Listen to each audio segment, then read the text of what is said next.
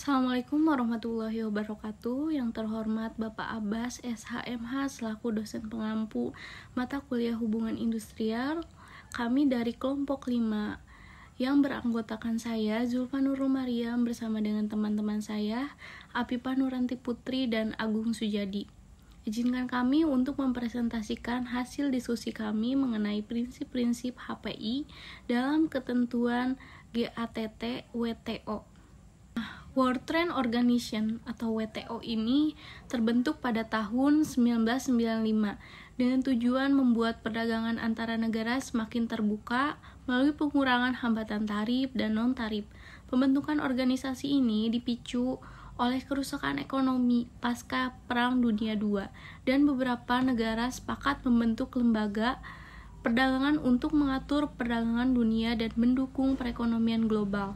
Sebelum WTO, terdapat General Agreement on Tariff and Trade, yaitu yang disingkat dengan GATT, yang terbentuk dari tahun 1948 hingga 1994. GATT sendiri terbentuk setelah pertemuan Bretton Woods pada tahun 1944 di Amerika Serikat, dihadiri oleh 44 wakil negara. Selanjutnya, paparan ini akan kami bagi menjadi 3 bagian, di mana nantinya kami akan membahas mengenai bagaimana ketentuan perdagangan internasional dalam organisasi internasional, kemudian dilanjutkan dengan bagaimana ketentuan hukum perdagangan internasional di hukum Indonesia, dan terakhir, bagaimana prinsip-prinsip hukum perdagangan internasional dalam organisasi internasional. Baik, kita masuk dalam materi pembahasan. Materi yang pertama dalam pembahasan yaitu penyebab terjadinya organisasi perdagangan internasional. Yang kita tahu, kerusakan ekonomi pasca Perang Dunia Kedua menyebabkan adanya pengurangan nilai pasar luar negeri dan juga akses pasar luar negeri, juga adanya hambatan perdagangan terhadap global, terus adanya ketidakstabilitas ekonomi global, dan juga tidak adanya hak dan kepentingan negara-negara lain terhadap pasar global, sehingga pasar global menutup kemungkinan terjadinya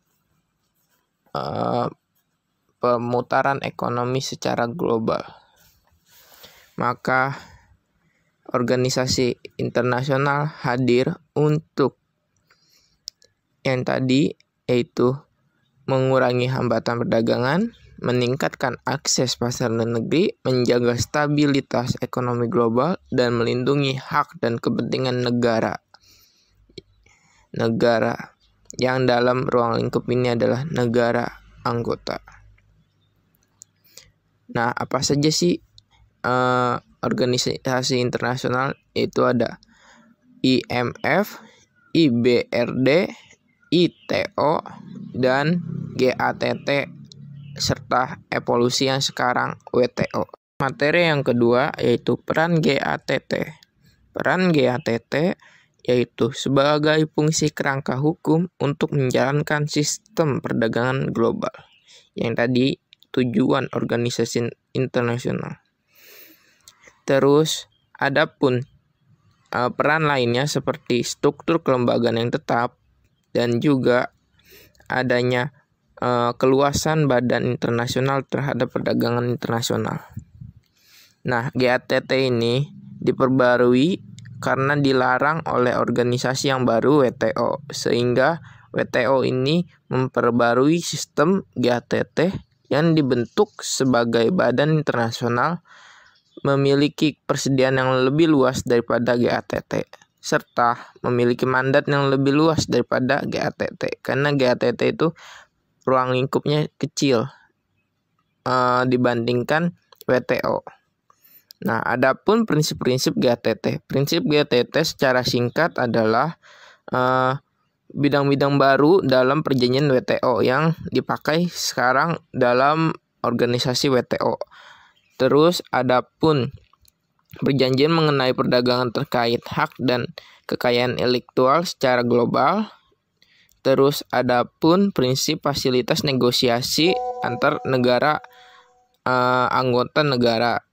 Terus ada pun mempromosikan kebijakan perdagangan yang adil, menyelesaikan sengketa perdagangan.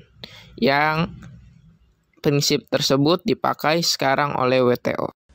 Apa saja prinsip WTO? Yang pertama, prinsip yang ditujukan untuk meningkatkan kesempatan perdagangan negara berkembang. Yang kedua, menghendaki negara-negara anggota WTO untuk melindungi kepentingan negara berkembang.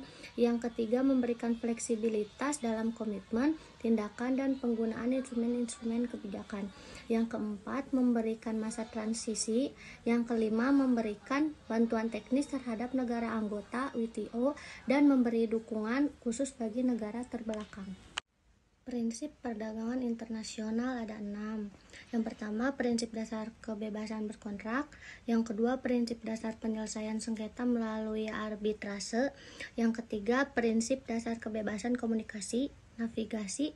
Yang keempat, prinsip meningkatkan akses pasar negara berkembang.